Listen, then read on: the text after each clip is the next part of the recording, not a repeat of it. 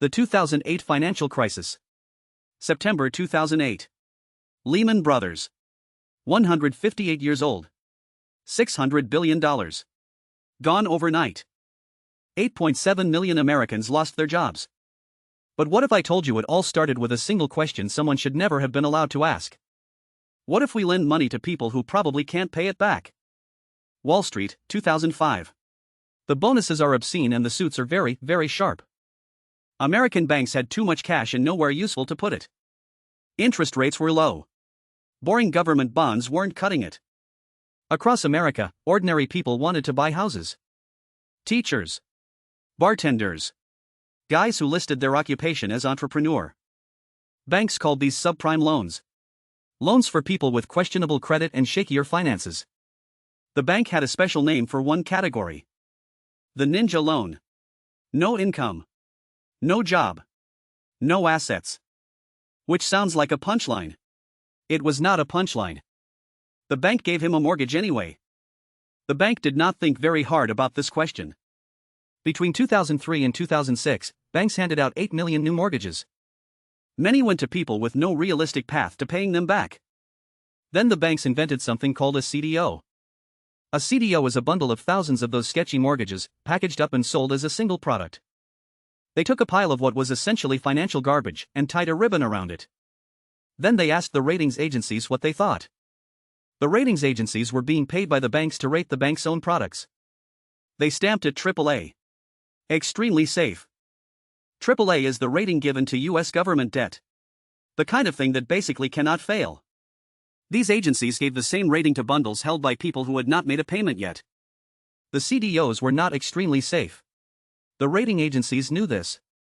By 2007, $700 billion worth had been sold globally to pension funds in Norway, investors in Japan, banks everywhere. Nobody connected the dots. Or if they did, they were too busy cashing checks to say anything. Then, in 2006, something horrifying happened. House prices stopped going up. In a market built entirely on the assumption that prices would always go up, this was catastrophic. People who could not afford their mortgages stopped paying them. The CDOs, those AAA-rated bundles, started losing value. Every bank holding them suddenly had a balance sheet full of worthless paper. Bear Stearns collapsed. Share price was $172. JP Morgan bought it for $2. $2. Then September 15, 2008. Lehman Brothers files for bankruptcy. 158 years old. $600 billion. Gone overnight. Every bank on the planet looked at every other bank and thought, if they can go, anyone can. They stopped lending to each other. The global credit system froze solid. The stock market lost 40% in 3 months. Businesses could not make payroll. People lost jobs. The economy stopped. The U.S. government decided the banks were too big to fail. Congress passed TARP, a $700 billion rescue package funded by taxpayers. AIG received $182 billion in bailout funds. 1 week later, its executives went on a $440,000 spa retreat. They expensed it to the company. The company that had just been rescued by taxpayers. The bailed out banks paid $1.6 billion in executive bonuses in 2009. 8.7 million Americans lost their jobs. 10 million Americans lost their homes. $19 trillion in household wealth was destroyed. The number of senior banking executives imprisoned for causing it? 0. One mid-level banker went to prison. His name was Kareem Sarajeldin. He was not a CEO. He was barely a managing director. He is the complete list.